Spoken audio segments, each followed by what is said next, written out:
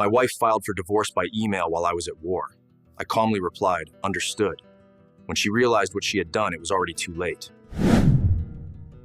The explosion threw Staff Sergeant Marcus Mac Sullivan 10 feet through the air, his body slamming into the concrete wall of the compound with bone-jarring force. His ears rang like church bells as dust and debris rained down around him. Through the haze of smoke and chaos, he could hear his squad shouting, the sharp crack of rifle fire, the distant whine of incoming mortars. Sullivan. Sujiban. You alive over there? Mac blinked hard, tasting blood and sand. His left shoulder screamed in pain, but everything else seemed to be working. He rolled to his side, grabbed his rifle, and checked the magazine. 17 rounds left. I'm good, he called back to Sergeant Rodriguez. Still in the fight. But as Mac pressed his back against that crumbling wall in Kandahar province, dodging Taliban bullets and praying for our support, he had no idea that the real war was waiting for him back home. A war where the enemy wore his wedding ring and slept in his bed. A war where the casualties would be his heart, his children, and everything he'd spent 12 years building. In 18 hours, Mac would be on a plane home to Atlanta. In 24 hours, he'd learned that some betrayals cut deeper than any enemy blade. Fort Benning, Georgia, 18 hours later. The Georgia heat hit Mac like a physical wall as he stepped off the military transport plane. After 15 months in the mountains and deserts of Afghanistan with the 75th Ranger Regiment, the thick, humid air of the American South felt like breathing through wet cotton. His duffel bag contained everything he owned, uniforms, gear, photos of his family, and a small wooden box carved by an Afghan craftsman, a gift he'd bought for his wife Sarah at the market in Kabul. Mac pulled out his phone and powered it on for the first time since leaving Bagram Air Base. They wanted to surprise Sarah and the kids. They talked about it during their last video call 3 weeks ago, how romantic it would be if he just showed up at the door like in the movies.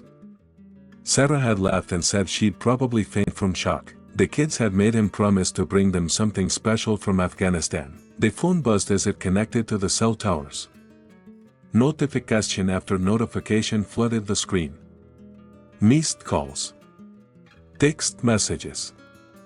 Voice emails. Mac's stomach dropped like a stone. The most recent message was from Sarah, sent just 2 hours ago. I know your plane landed. Don't come to the house. Mac stared at the screen, certain he'd misread it. He scrolled up to see more messages from his wife. I can't do this anymore, Mac. The locks have been changed. I've talked to the kids. They understand why this has to happen. Please don't make this harder than it already is. It's over. The words seemed to float on the screen, refusing to make sense.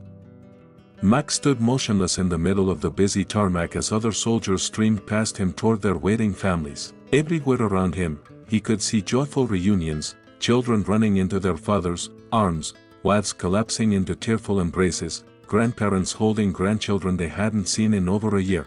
Mac was surrounded by homecomings, but he was completely alone. His hands, steady enough to disarm IEDs under enemy fire, began to shake as he scrolled through more messages. One was another knife to his chest. I've met someone else. He's been good to me and the kids. Emma and Jake don't really remember you anymore. They call him Dad now. You've been gone too long, Mac. We've moved on. The last message hit him like a snapper's bullet. As far as the kids are concerned, you abandoned us when you chose the army over your family. It's better this way. Mac's vision blurred. Not from tears, he'd learned long ago how to compartmentalize emotion in crisis situations, but from pure, unfiltered rage. The kind of rage that had kept him alive in firefights. The kind that made him dangerous. He found a bench near the airfield and sat down heavily, his mind racing through possibilities. This had to be a mistake. A misunderstanding. Sarah wouldn't do this. Not like this. Not while he was literally stepping off a plane after 15 months of combat duty. Mac dialed his home number with trembling fingers. It rang once, twice, 3 times, then went to voicemail. Sarah's voice, cheerful and warm. Ha. Jube reached the Morrison family. We can't come to the phone right now, but leave a message and we'll get back to you. Morrison family. Not Sullivan. Morrison was Sarah's maiden name. The beat echoed in his ear like a gunshot. Sarah. Mac's voice was controlled, measured, the same tone he used when calling in artillery strikes. I'm at Fort Benning. I'm coming home. You don't know what this is about, but we need to talk. Face to face. He hung up and immediately called again. Voicemail. Again. Voicemail. On the fourth try, she answered. Mac, don't what? Don't come home to my own house? Don't see my own children, they're not ready to see you. Sarah's voice was flat, emotionless. It would just confuse them. Confuse them? Sarah, I'm their father. You've been gone for 15 months. They'd be adjusted to life without you. The words hit him like shrapnel. I was serving my country. He was fighting to keep them safe. You were choosing the army over your family. Again, that's not. Max stopped himself, taking a deep breath. Getting angry wouldn't help. He needed information. Sarah, what's going on? Who is this person you mentioned? A long pause. Then, his name is David Chan. He's been very good to us. How long? What? How long have you been seeing him? Another pause. 10 months. 10 months. Mac closed his eyes, doing the math. 10 months ago, he'd been in the middle of some of the heaviest fighting of his deployment. 10 months ago, Sarah had been sending him care packages and telling him how much she missed him. 10 months ago, she'd been lying to his face through a computer screen. Where did you meet him, Mac? Please. Where did you meet him, Sarah? At Emma's school. Is Jack his baseball coach? The betrayal hit him in waves. His son's baseball coach. The man who'd been there for every game Mac had missed. Every practice. Every father-son moment that should have been his. Are the kids with him now? Mac, are my children with your boyfriend right now? They're at his place? Yes. He has a pool, and they love swimming, and Mac hung up the phone. He sat there on that bench, surrounded by the sounds of happy reunions, and felt like he was back in that compound in Afghanistan, pinned down by enemy fire. Except this time, the enemy was wearing his wedding ring and sleeping in his bed. His phone buzzed with a text message. Sarah, I know you're hurt. You know this isn't how you wanted to come home. But Mac, you have to understand, David has been here. He's been present. He's been the father figure Jake needed and the support system Emma required. You can't just walk back into their lives after being gone for so long and expect everything to be the same. Mac read the message 3 times. Then, with the same calm precision he'd used to coordinate missions in hostile territory, he typed back 2 words. As you wish. Anyone who'd served under Staff Sergeant Marcus Sullivan would have recognized those words. Deber inte surrender. They weren't acceptance. They were a promise of tactical precision and calculated response. In Afghanistan, when Mac said as you wish, it meant the gloves were coming off. Sarah had just declared war on the wrong soldier. 3 hours later, Holiday Inn Express, Roseville, Georgia. Mac checked into a hotel 5 minutes from what used to be his home. He needed to be close, needed to survey the terrain before making his next move.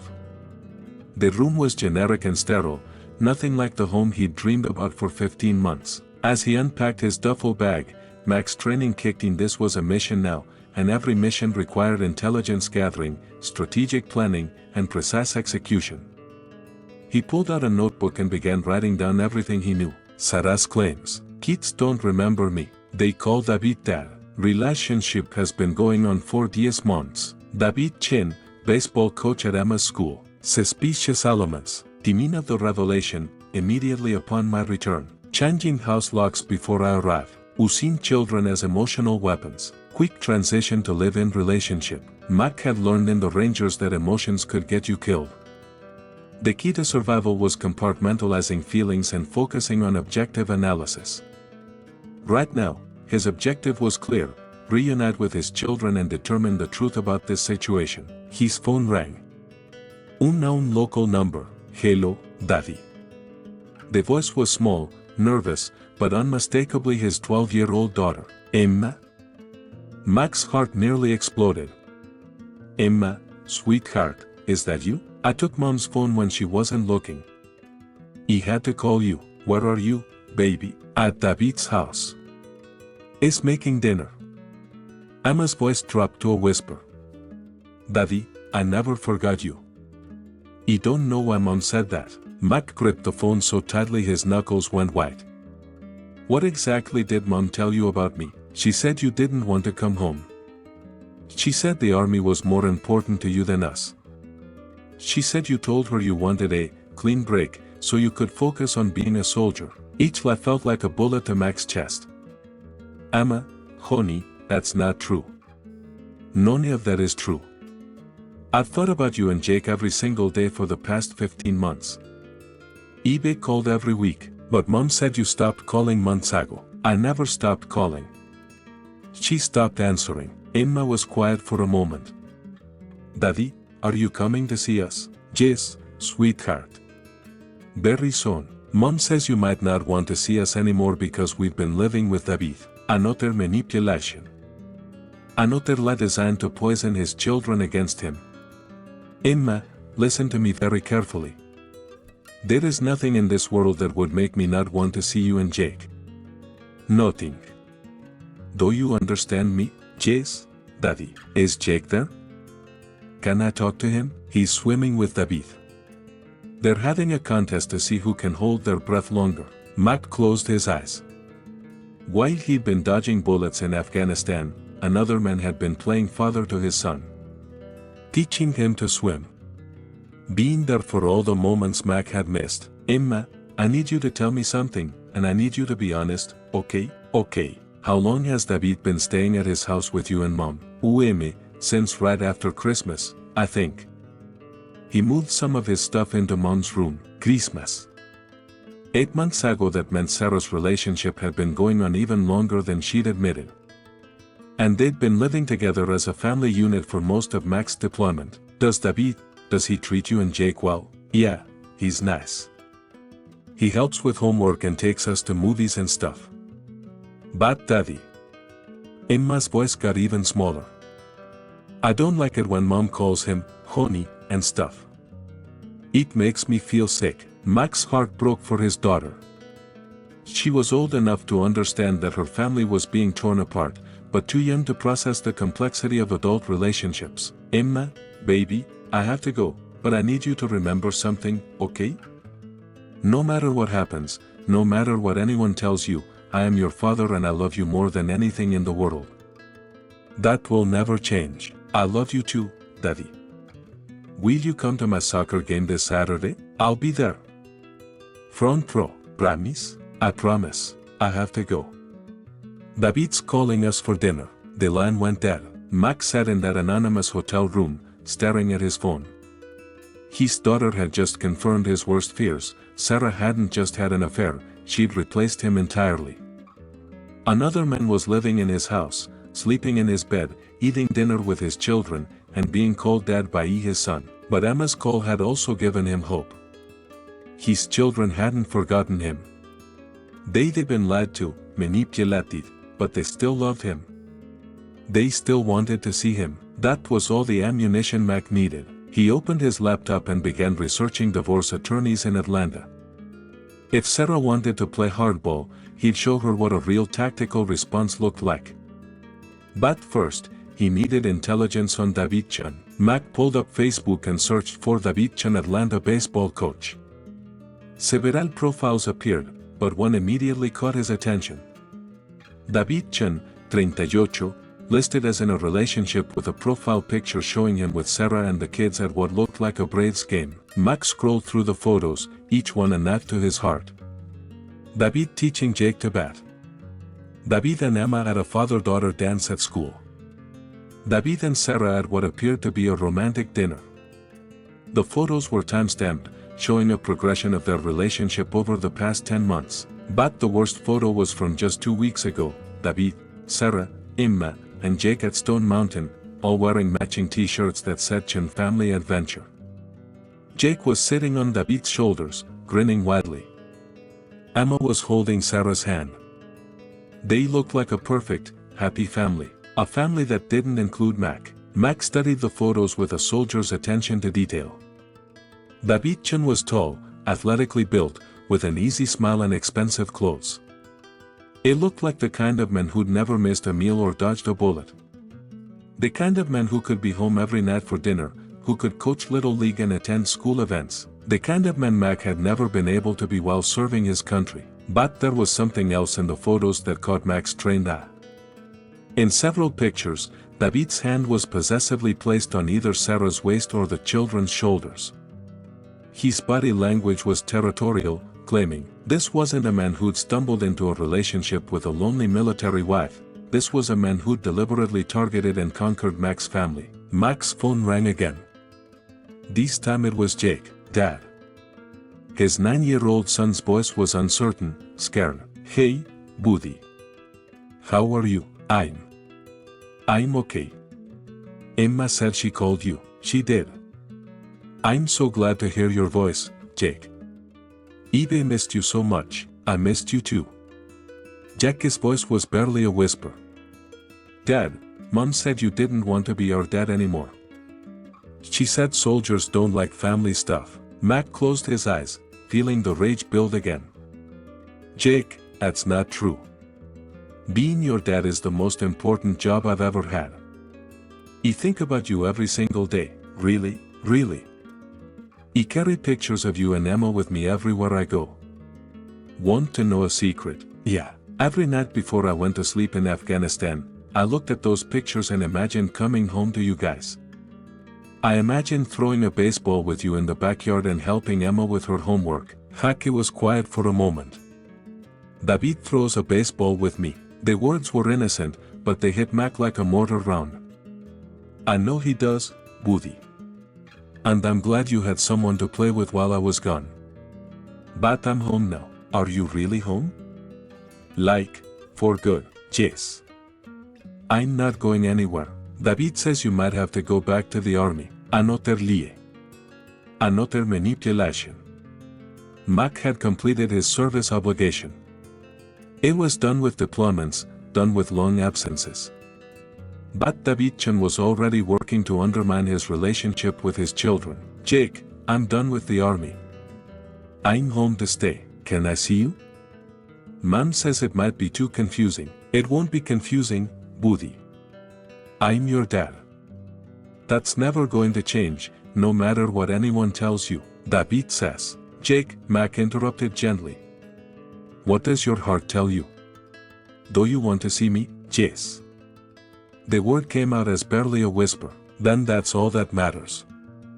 I'm going to see you very soon, okay? Okay. I have to go. David's teaching me the daf, another naf. Another moment that should have been Mac's. I love you, Jake. I love you too, Dad. After Jake hung up, Mac sat in the gathering darkness of his hotel room, planning his next moves. His children wanted to see him, but they were being systematically poisoned against him by their mother and her boyfriend. Sarah was using them as weapons, lying to them about his intentions and feelings. But Mac had survived 15 months in one of the most dangerous places on earth by being smarter and more strategic than his enemies. Sarah had made her first mistake by underestimating him. David-chan was about to learn what happened when you targeted the wrong soldier's family. Mac opened his laptop and began making calls. The next morning, 8 de la mañana, Mac's first call was to Rebecca Morrison, one of Atlanta's most aggressive family law attorneys. He'd researched her online until 2 de la mañana. She specialized in military divorces and had a reputation for being absolutely ruthless in protecting her clients' parental rights. Ms. Morrison? This is Staff Sergeant Marcus Sullivan. I need immediate legal representation. Rebecca Morrison's voice was crisp, professional. What's the situation, Sergeant? Mac explained the circumstances in precise, military terms. His wife's affair, the lies told to his children, the systematic replacement of him as a father figure while he was deployed overseas. How long were you deployed? Rebecca asked. 15 months. 75th Ranger Regiment, Afghanistan. And your wife initiated this separation while you were overseas? She initiated it yesterday via text message, as I was stepping off a military transport plane. There was a pause. That's unconscionable. Even by divorce standards, that's beyond the pale. What are my legal rights regarding my children? As their biological father, you have every right to see them. The problem is access. If your wife has changed the locks and is refusing to allow contact, we'll need emergency court intervention. How long does that take? We can file for emergency custody and visitation orders today. With your military service record and the circumstances of your wife's behavior, I'm confident we can get a favorable ruling within 48 hours. Do it. My retainer is $20,000. Mac didn't hesitate. You'll have it by noon. After hanging up with Rebecca, Mac's second call was to Detective Tony Riggs, an old Army buddy who'd left the service 3 years earlier to start a private investigation firm in Atlanta. Mac Sullivan, you son of a bitch. When did you get back? Yesterday. Tony, I need a favor. Name it. Mac explained the situation. Tony's initial laughter turned to cold anger as he understood what had happened. Jesus Christ, Mac. Why you were deployed? That's lower than snake shit. I need surveillance on my house. I need to know who's coming and going, when, and how often. I need to know everything about David Chen's background. And I need it fast. Consider it done. You can have eyes on your place within 2 hours. What do you think you'll find? If this guy's been playing house with your family for 10 months, there's going to be evidence. Financial records, communication patterns, maybe even proof that this relationship started before your wife claims it did. That afternoon, Mac met with Rebecca Morrison at her downtown law office. Rebecca was exactly what he'd expected from her reputation, sharp as a blade, impeccably dressed, with the kind of predatory intelligence that made opposing attorneys nervous. I've reviewed the information you provided, she said, sliding a folder across her desk. I've also done some preliminary research on David Chen. Mac opened the folder. Inside were printouts of social media posts, public records, and what appeared to be court documents. David Chen has been married twice before, Rebecca continued. Both marriages ended in divorce due to infidelity on his part. Mac looked up from the documents. He cheated on his previous wives. More than that. In both cases, the divorce filings specifically mention his pattern of pursuing married women, particularly military wives whose husbands were deployed overseas. The information hit Mac like a lightning bolt. This wasn't a random affair. Sarah hadn't just happened to meet a nice man and fall in love. She'd been deliberately targeted by someone who made a hobby of destroying military families. You're telling me this guy specializes in breaking up military marriages? It appears so. According to the court records, his second ex-wife's divorce filing specifically states that Embark systematically targets vulnerable military spouses during their husbands' deployments, exploiting their loneliness and emotional needs for his own gratification. Mac studied the documents more carefully. David Chen wasn't just a homewrecker, he was a predator who'd turned targeting military families into an art form. How did he get access to my family? Rebecca pulled out another document. According to school records, Embark Chen specifically requested to coach your son's baseball team 8 months ago.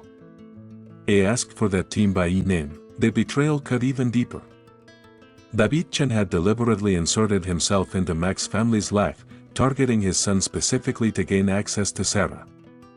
Every moment of kindness, every fatherly gesture, every baseball lesson had been calculated manipulation. There's more, Rebecca said. Financial records show that your wife has been spending joint marital funds on purchases for Embark Chen. Clothes, electronics, even helped him make payments on his BMW. Mac's jaw tightened. She's been using our money to support her boyfriend? It gets worse. Your wife recently took out a second mortgage on your house without your knowledge or consent. The money went directly into an account she shares with Embark Chen. The room seemed to spin around Mac. Not only had Sarah destroyed their marriage, she'd been systematically looting their assets to support her new relationship. How is that legal? It's not.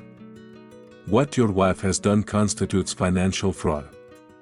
The second mortgage was taken out using forged documents bearing your signature. Mac set the papers down carefully, his hands steady despite the rage building inside him. What are my options? We file for emergency custody immediately. We freeze all joint accounts. We demand an immediate forensic accounting of all marital assets. And we go after both your wife and Amy Richan for financial fraud. Will I get my kids back? Rebecca's smile was all predator. Sergeant, when we're done, Davidchen is going to wish he'd never heard your family's name. That evening, Max sat in his hotel room going through the evidence Rebecca had compiled. Financial records, social media posts, court documents from Chen's previous divorces. The pattern was clear. David Chen was a serial homewrecker who specifically targeted military families. But as Max studied the timeline of Chen's pursuit of his family, something else became clear. These hadn't been just about Sarah. Chen had been targeting the children from the beginning, using Jake's baseball team as his entry point. He'd been playing the long game, systematically replacing Mac in his children's affections while Mac was overseas defending his country. Mac's phone buzzed with a text from Tony. Got something big. Meet me tomorrow morning. 8 de la mañana, Waffle House on Highway 9. Mac replied, what did you find? Evidence that's going to change everything. As Mac prepared for bed, his phone rang one more time. Sarah. Mac, we need to talk. I'm listening. Rebecca Morrison called me today. She said you're filing for emergency custody. That's correct. Mac, please. Don't do this. The kids are happy. They're stable. Don't disrupt their lives just because you're angry with me. Mac's voice was dangerously calm. Sarah, you've been lying to our children about me for months. You've been stealing money from our joint accounts. You've been letting another man play father to my kids while I was overseas getting shot at. And you want to talk about disrupting their lives? David has been good to them. David Chen is a predator who specializes in targeting military wives. Did you know he's done this twice before? Did you know he specifically requested to coach Jake's team so he could get close to our family? Silence. Sarah. That can't be true. It's all public record. Court documents. His ex-wife's testimony. David Chen targeted you, Sarah. This wasn't love. This wasn't coincidence. You were marked as prey the moment he found out I was deployed. More silence. Then, in a much smaller voice, Mac, he didn't know. Of course you didn't know. Predators are good at what they do. But now you do know. The question is, what are you going to do about it, You need time to think. You've had 10 months to think. Now it's time to act. I'm filing for emergency custody tomorrow morning. If you want to be part of the solution instead of part of the problem, I suggest you start by telling our children the truth about what's been happening. What truth? That I never abandoned them. That I never stopped calling. That I never chose the army over them. That you lied to them about all of it. Sarah was crying now. Mac, I'm so sorry. He never meant for it to go this far. It went this far the moment you let another man move into my house and start calling himself dad to my children. Mac hung up without saying goodbye. Outside his hotel window, the lights of Atlanta twinkled like stars. Somewhere out there, his children were going to sleep in another man's house, still believing their father had abandoned them. Somewhere out there, a predator was sleeping in Mac's bed, probably congratulating himself on another successful conquest. But David Chen had made one crucial mistake. He'd chosen to target Staff Sergeant Marcus Sullivan's family. Mac had survived 15 months in Afghanistan by being smarter, tougher, and more ruthless than his enemies. He'd learned to think strategically, to exploit weaknesses, to never give up when the stakes mattered. And nothing had ever mattered more than this. As Mac finally drifted off to sleep, his last conscious thought was of his children's faces. Emma's bright smile when she'd called him daddy. Jake's excited voice when he'd asked if Mac was really home for good. Tomorrow, the real battle would begin. Tomorrow, he'd start fighting to get his family back. And David Chen was about to learn that some wars you should never start. Tony Riggs was already waiting in a corner booth when Mac arrived, a cup of black coffee steaming in front of him and a manila envelope on the table. Tony looked like he hadn't slept, his usually neat appearance was disheveled, and his eyes held the grim satisfaction of a hunter who'd found his prey. "You look like hell," Mac said, sliding into the booth opposite his old army buddy. "Wait until you see what I found. You're going to look worse." Tony pushed the envelope across the table. "Mac, this goes deeper than we thought. David Chen isn't just a serial homewrecker. He's running a sophisticated long-term con." Mac opened the envelope and pulled out a stack of photographs, financial documents, and what appeared to be surveillance transcripts. The first photo showed David Chen meeting with a well-dressed older man outside a downtown Atlanta office building. "Who's this?" Mac asked, pointing to the older man. "Richard Blackstone. Private attorney specializing in asset recovery and divorce settlements. Is Chen's business partner." Mac looked up sharply. "Business partner?" Tony's expression was grim. "Mac, they've done this 11 times in the past 6 years. They target military wives with substantial assets, inheritance money, trust funds, valuable real estate. Chen seduces them during their husbands' deployments, gets them to liquidate assets or take out loans, then disappears with the money once the divorces are finalized." The revelation hit Mac like a mortar blast. "You're telling me Sarah was targeted for her money? Your wife inherited $200,000 from her grandmother last year, right? Plus your house is worth $400,000, and you've got military savings and benefits. To these guys, your family was a $500,000 payday." Mac stared at the documents, his mind racing. The second mortgage Rebecca mentioned, $50,000. Went straight into an account controlled by E. Blackstone's firm. They've been planning to disappear with your wife's money once the divorce was final. The next photograph showed Sarah and David at what appeared to be a bank, Sarah signing papers while David stood beside her with his hand on her shoulder. The timestamp showed it was taken just 3 days ago, while Mac was still in Afghanistan. They were liquidating assets while I was still overseas? Gets worse. Look at this. Tony handed him another document. Chen's been pressuring your wife to cash out your military retirement benefits early. The paperwork was filed yesterday. Mac's hands clenched into fists. Not only had they stolen his family, they'd been systematically looting his life savings while he was in combat. There's something else. Tony's voice dropped. I've been surveilling your house. Chen doesn't just stay there, he's been bringing other people. Men in expensive suits. They've been photographing your belongings, appraising artwork, jewelry, electronics. They're cataloging assets for theft. That's what it looks like. But Mac, there's more. He followed Chen yesterday after he left your house. He drove to a storage facility on the north side of town. Unit 247. I couldn't get inside, but I saw him loading boxes. Mac absorbed this information with the same cold focus he'd used to analyze enemy positions. David Chen wasn't just a predator, he was a professional thief who'd turned destroying military families into a business model. What about Sarah? Does she know? Tony shook his head. Based on what I observed, she's as much a victim as you are. Chen's been manipulating her, isolating her from friends and family, making her financially dependent on him. Classic patterns of an abusive relationship. The realization that Sarah had been manipulated didn't diminish Mac's anger, but it clarified his tactical approach. He wasn't just fighting to get his family back, he was fighting to save them from professional criminals. Tony, I need you to get me access to that storage unit. Mac, legal access. Work with my attorney. Get the court order, whatever it takes. If Chen's been stealing from other military families, there's going to be evidence in that unit. Tony nodded slowly. What's your next move? Mac's smile was cold and calculating. I'm going to give Embark Chen exactly what he wants.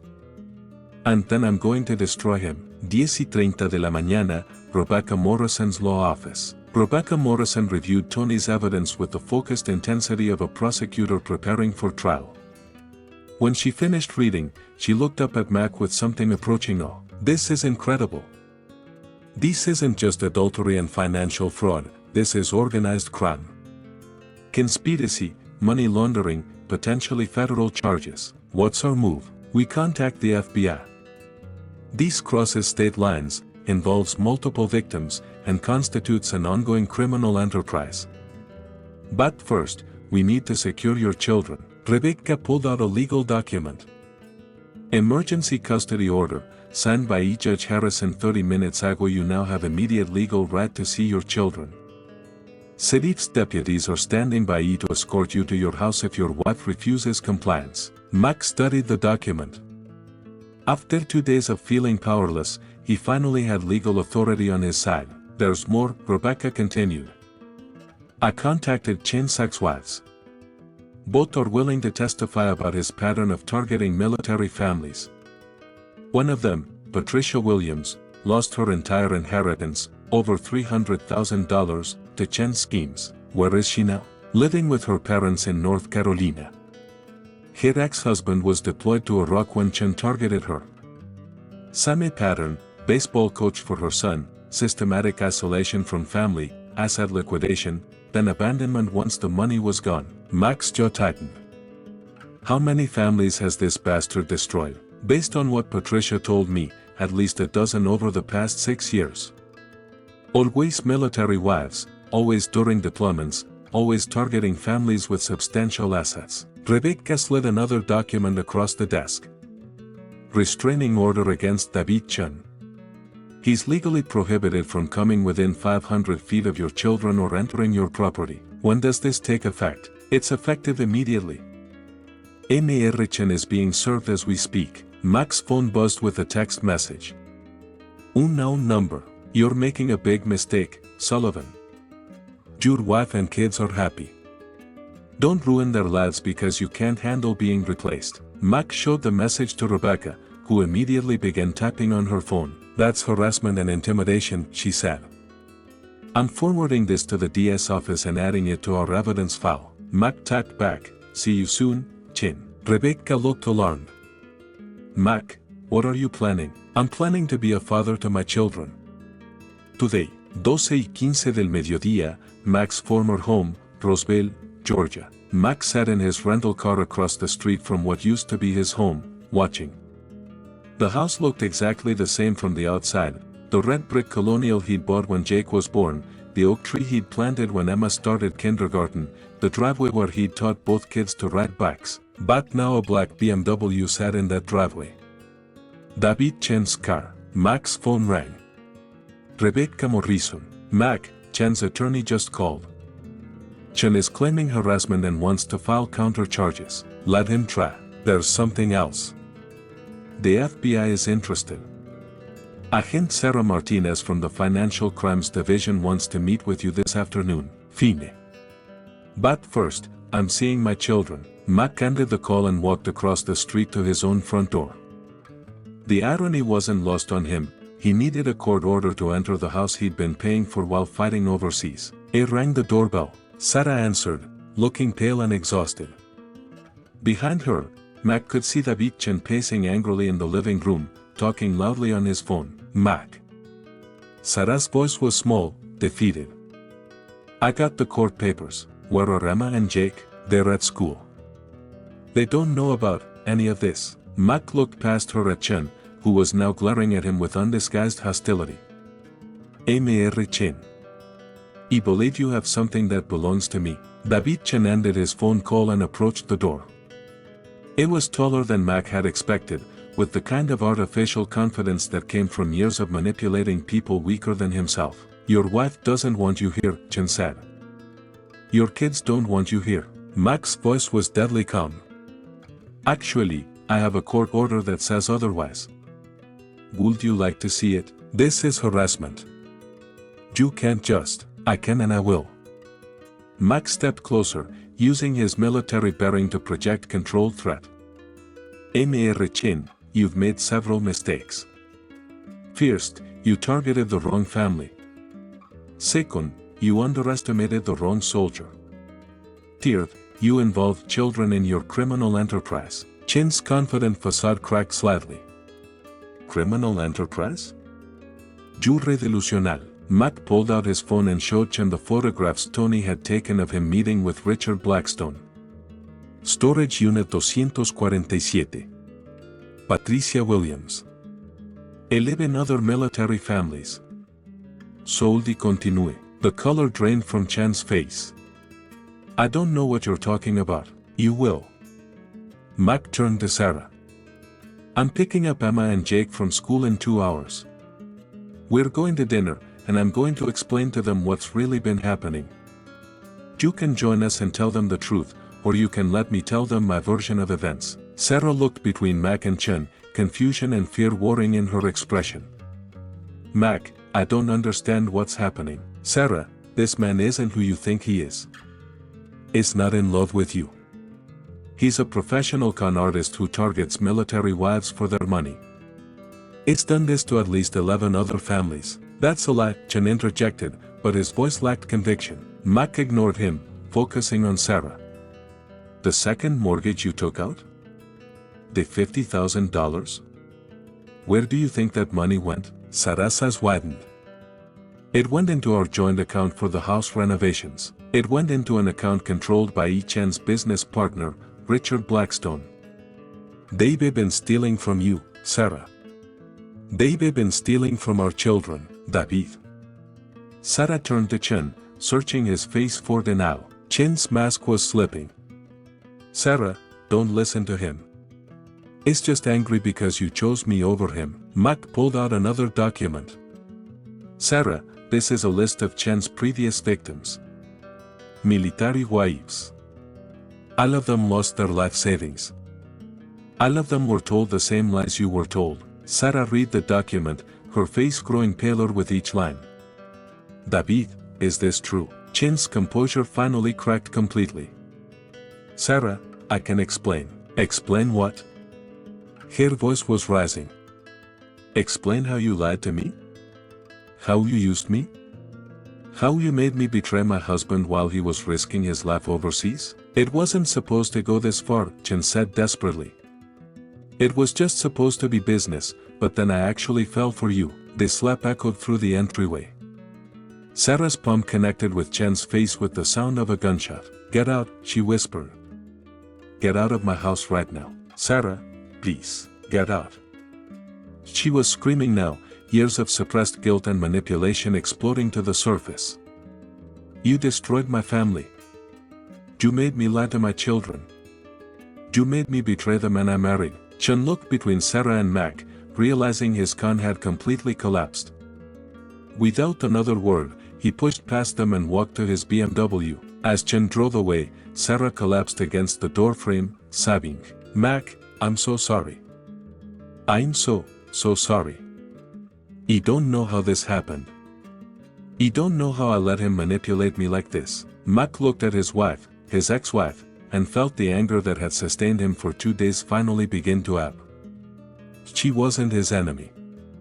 She'd been a victim too, manipulated by a professional predator who'd exploited her loneliness and vulnerability. Sarah, we need to talk. But first, we need to get our children and explain what's been happening. How do I tell them that I've been lying to them for months? How do I explain that I let another man replace their father? We tell them the truth. We tell them that you made mistakes, but that you're going to fix them. And we tell them that their father never stopped loving them. Sarah nodded through her tears. Mac, I don't expect forgiveness. You know what I did was unforgivable. But please, don't let my mistakes hurt Emma and Jake anymore. Mac studied his wife's face. The woman he'd fallen in love with 12 years ago was still there, buried under months of manipulation and lies. He wasn't sure if their marriage could be salvaged, the betrayal had cut too deep for easy healing. But they could work together to protect their children. Sarah, we're going to fix this. Together. But first, David Chan is going to pay for what he's done to our family and all the other families he's destroyed. 3:30 de la tarde, Emma's school parking lot. Mac waited in his rental car as students began filing out of Mountain View Elementary. His heart pounded as he spotted Emma walking with a group of friends, her backpack slung over one shoulder, completely unaware that her world was about to change again. He got out of the car and walked toward the school entrance. Emma saw him before he reached her. Daddy. Her voice was uncertain, like she wasn't sure he was real. Hey, princess. Emma dropped her backpack and ran to him, throwing her arms around his waist. Mac knelt down and hugged her tightly, feeling tears he'd been holding back for 2 days finally start to flow. I knew you'd come, Emma whispered into his shoulder. I knew you didn't abandon us. Never, Mac said fiercely. I will never abandon you. Never. They held each other for a long moment, both crying. Other parents and children walked past, but Mac didn't care who saw him breaking down in a school parking lot. His daughter was in his arms, and nothing else mattered. Daddy, where have you been? Mom said you might not come back. I've been fighting to get back to you, sweetheart. And I'm here now. Emma pulled back to look at his face. Are you really staying? David said you'd probably leave again. Mac's jaw tightened at the mention of Chen's name. Emma, there are some things about David that you need to know. So many things Mom needs to tell you. Is he in trouble? Yes, he's in very serious trouble. But that's not your fault, and it's not Mom's fault. David lied to all of us. They walked hand in hand to Mac's car. Where are we going? To pick up Jake, and then we're all going to have a very important conversation. 4 de la tarde, Jake's school. Jake emerged from the middle school building with his baseball gear, scanning the pickup area for Sarah's familiar SUV. When he spotted Mac instead, his face lit up like Christmas morning. Dad.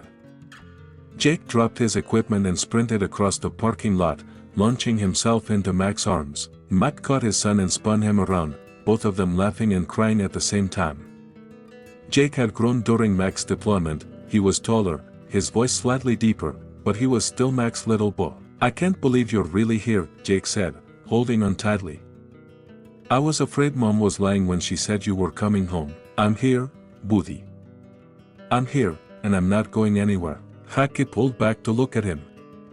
Dad, David said you probably wouldn't want to see us because we lived with him. Mac's expression darkened. Jake, David said a lot of things that weren't true. We're going to talk about all of that tonight. Is he going to be there? No. David won't be around anymore. Jack's relief was visible. Good. He never liked him. It was fake nice, you know? Like he was pretending to care about us. Mac felt a surge of pride in his son's instincts. Even at 9 years old, Jake had sensed something wrong about David-chan. You're very smart, Jake. Always trust your instincts about people. As they loaded Jake's gear into the car, Jake asked quietly, Dad, are you and Mom getting divorced? Mac paused, choosing his words carefully. Your mom and I have some serious problems to work through, Buddy. You don't know what's going to happen with our marriage. But I want you to understand something, no matter what happens between Mom and me, I will always be your father. That will never change. Haki nodded solemnly. Emma and I talked about it. We just want our real family back. The words broke Mac's heart. We're going to figure this out, son. All of us together. 6 de la tarde, Applebee's restaurant. Mac had chosen a neutral, public location for their family meeting. Nothing too fancy, nothing that would make the conversation feel more dramatic than it already was. Sarah was waiting at a corner booth when Mac arrived with the children. Emma and Jake were initially excited to see their parents together, but as they sat down, the tension between Mac and Sarah became obvious even to them. Kids, Sarah began, her voice shaky, your dad and I need to talk to you about some very important things. Are you getting divorced? Emma asked directly. Mac and Sarah looked at each other. They hadn't discussed how to handle this conversation, but they both knew honesty was the only option. We don't know yet, Mac said. But probably yes. Jack's face fell. Because of David? Sarah took a shaky breath. Partly because of David. But mostly because Mom made some very bad choices while Dad was away. What kind of bad choices? Emma asked. Sarah looked at Mac, who nodded encouragingly. Emma, Jake, I need to tell you some things about David that I just found out myself. And I need to apologize to you for lying to you about your father. Over the next hour, Sarah explained everything in age-appropriate terms. How David had lied about Mac's calls. How David had manipulated her into believing Mac didn't want to come home. How David was actually a criminal who had done the same thing to other military families. So David was never really our friend? Jaque asked. No, sweetheart. David was using us to steal money from our family. Emma was crying quietly. Mom, why did you believe him instead of Dad? Sarah's voice broke. Because I was lonely and scared, and David told me things I wanted to hear. That doesn't make it right, but that's why it happened. Mac reached across the table and took both children's hands. Emma, Jake, I want you to understand something. What happened between Mom and me is not your fault. Adults sometimes make mistakes, even big ones like this. But you are both perfect, and you are both loved, and nothing that happens between Mom and me will ever change that. Are we going to live with you now? Jaque asked. You're going to live with both of us, Max said. We're going to work out a schedule where you spend time at Mom's house and time at my house. Where is your house? Emma asked. I'm going to find a place this week. Somewhere close to your schools, somewhere you'll have your own rooms. Sarah spoke up. Kids, I want you to know that your father is a hero. Not just because he served in the army, but because he came home and fought to be with you when I was trying to keep you apart. I was wrong, and I'm sorry. Emma and Jake looked between their parents, trying to process the enormity of what they'd been told. What happens to David? Jaque asked. Mac's expression hardened. David is going to face the consequences of his crimes. He's hurt a lot of families, and he's going to have to answer for that. As they finished dinner, both children seemed lighter somehow, as if a weight they hadn't realized they were carrying had been lifted. The truth, however painful, was better than the lies they'd been living with. 8:30 de la noche, FBI Field Office, Atlanta. Agent Sarah Martinez was exactly what Mac had expected from a federal investigator, sharp, professional, and intensely focused. Her office was sparse and functional, dominated by whiteboards covered with photos, timelines, and connecting lines that looked like a conspiracy theorist's dream. Sergeant Sullivan, thank you for coming in. I understand you've uncovered information about a criminal enterprise targeting military families. Mac handed her the evidence Tony had compiled. David Chen and his partner Richard Blackstone have been systematically targeting military wives during their husbands' deployments. They seduce the wives, manipulate them into liquidating assets, then disappear with the money once the divorces are finalized. Agent Martinez reviewed the documents, her expression growing grimmer with each page. How many victims are we talking about? At least 11 confirmed cases over the past 6 years. Potentially more. And your family was their latest target? Yes. They'd already stolen $50,000 from us, and they were in the process of liquidating my military retirement benefits when I returned from deployment. Agent Martinez picked up a photograph of Chen and Blackstone meeting outside the law office. We've been investigating Richard Blackstone for money laundering for 8 months. We suspected he had partners, but we couldn't identify them or prove the connection. What kind of charges are we looking at? Federal wire fraud, money laundering, conspiracy, potentially racketeering if we can prove ongoing criminal enterprise. We're talking about serious federal time, 20 to 30 years. Mac felt a grim satisfaction. What do you need from me? Your wife's cooperation, for starters. We need her to detail Chen's methods, the timeline of the relationship, the financial manipulation. Her testimony will be crucial to establishing the pattern. She'll cooperate. We also need access to any evidence Chen may have stored. Jude investigator mentioned a storage unit, Unit 247 at North Point Storage. We believe Chen's been keeping stolen assets there. Agent Martinez made notes. We'll get a federal search warrant tonight. If that unit contains evidence from other victims, it could break this case wide open. Agent Martinez, I need to ask you something. How did Chen know to target my family specifically? How did he know about Sarah's inheritance, our financial situation? Agent Martinez pulled out another file. We think Blackstone has inside sources. Bank employees, maybe military personnel offices. Someone's been feeding them information about potential targets. The revelation that there might be a broader conspiracy made Mac's anger burn even hotter. Not only had Chen destroyed his family, but there was an entire network of criminals targeting military families while their protectors were overseas. What happens next? We arrest Chen and Blackstone tomorrow morning. Simultaneously, we execute search warrants on their homes, offices, and that storage unit. With your evidence and what we've already compiled, we should have enough for federal indictments. Mac stood to leave, then paused. Agent Martinez, when you arrest Chen, I want to be there. That's not how we operate, Sergeant. Mac's voice carried the authority of a man who'd led soldiers into combat. Agent Martinez, this man destroyed my family while I was serving my country. He stole from my children, manipulated my wife, and made my kids believe their father had abandoned them. He's given you everything you need to destroy his criminal enterprise. The least you can do is let me watch him get arrested. Agent Martinez studied Mac's face for a long moment. I'll see what I can do. 6 de la mañana the next morning, David Chen's apartment. Mac sat in an unmarked FBI vehicle across the street from Chen's upscale apartment complex, watching as federal agents took positions around the building. Agent Martinez sat beside him, coordinating with her team through an earpiece. All units in position, came the voice through her radio. Target is in apartment 412. No movement detected. Mac checked his watch. In exactly 3 minutes, the man who destroyed his family would be in federal custody. Team 1, execute. Through the vehicle's tinted windows, Mac watched as FBI agents entered the apartment building.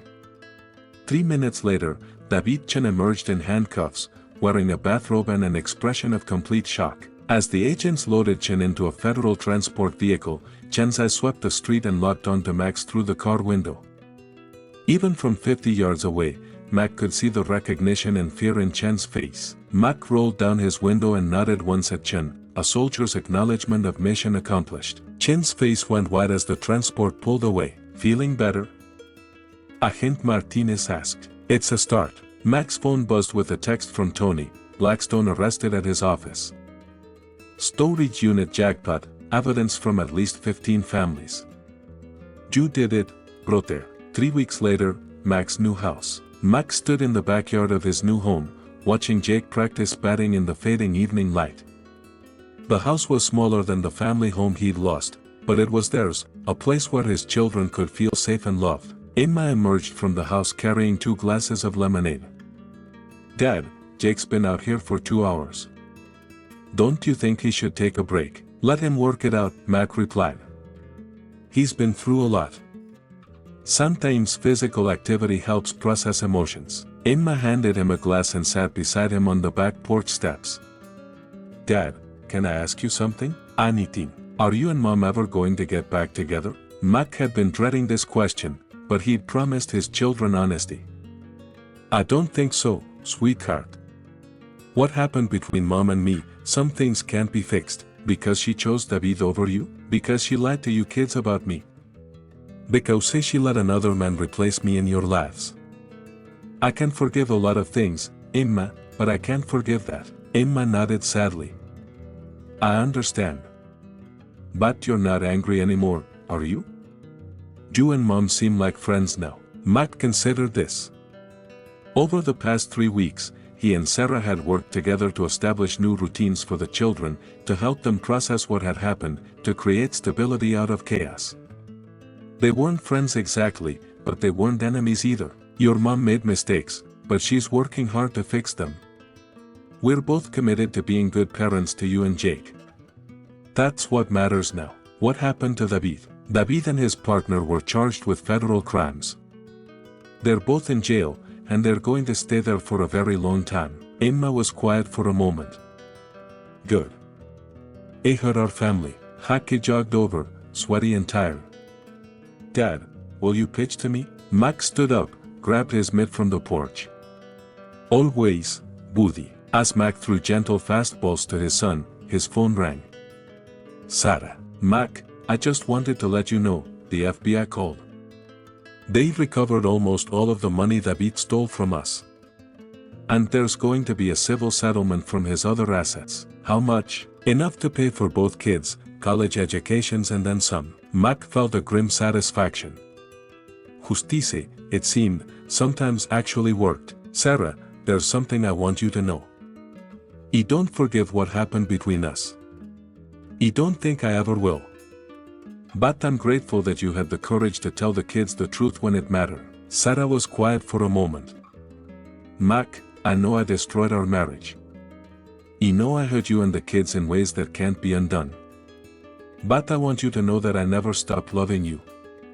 Even when I was with David, even when I was lying to everyone including myself, I never stopped loving you. I know, Mac said softly. That's what makes it so hard. After Sarah hung up, Mac continued throwing baseballs to Jake as the sun set behind them. Emma sat on the porch, reading a book but occasionally looking up to cheer when Jake made solid contact. This wasn't the family Mac had dreamed about during those long nights in Afghanistan. This wasn't the homecoming he'd imagined. But it was real, and it was his, and it was enough. David Chen had tried to steal everything Mac valued: his wife, his children, his financial security, his identity as a father and husband. He'd succeeded in destroying Mac's marriage, but he'd failed in the most important mission. Mac's children knew the truth now. They knew their father had never abandoned them. They knew they were loved unconditionally. They knew that some betrayals could be survived, some trust could be rebuilt, and some families could emerge stronger even after being shattered. As Jake connected with a particularly good pitch, sending the ball sailing over the back fence, Mac felt something he hadn't experienced in weeks: peace. Not happiness, that would take time, but peace. The war was over. His family was safe. David Chen was in federal prison where he belonged, and for the first time since stepping off that military transport in Georgia, Staff Sergeant Marcus Sullivan was truly home. Hockey ran the bases in their small backyard, grinning widely as Emma cheered from the porch. Mac watched his children and realized that some victories weren't about winning, they were about protecting what mattered most. He'd protected his children's future. He'd exposed a criminal who'd been destroying military families for years. He'd ensured that David Chen would never hurt another family the way he'd hurt theirs. Most importantly, he'd proven to Emma and Jake that their father would never give up on them, would never stop fighting for them, would never truly abandon them no matter what lies they were told. As the stars began to appear in the Atlanta sky, Mac Sullivan finally felt like he'd completed his most important mission, bringing his children home. Epilogue. 1 year later, Mac stood at the sideline of Jake's championship baseball game, cheering as his son pitched a perfect strike for the final out. Jake's team erupted in celebration, and Mac felt his heart swell with pride. Sarah stood on the other side of the field with her parents, applauding enthusiastically. They'd found a way to co-parent effectively, maintaining separate lives but united in their love for their children. Emma ran up to Mac, her soccer uniform dirty from her own game earlier that day. Dad, did you see Jake strike out their best hitter? I saw it, princess. Your brother's got a real arm. As Jake jogged over with his trophy, grinning from ear to ear, Mac's phone buzzed with a message from Agent Martinez: Chen sentenced today. 25 years federal prison. Blackstone got 30. Justicia served. Mac deleted the message without responding. David Chen was part of their past now, a cautionary tale about trust and betrayal, but no longer a threat to their future. Dad, can we get ice cream to celebrate? Hockey asked, still buzzed from his victory. Absolutely. Let's go celebrate both of my all-star athletes. As they walked toward Mac's car, Emma took his hand. Dad, are you happy now? Mac looked at his children, healthy, confident, secure in their father's love, and realized that happiness wasn't about having a perfect life. It was about protecting what mattered most and finding peace in the aftermath of storms. Yes, sweetheart. I'm happy. And for the first time in over a year, he truly was.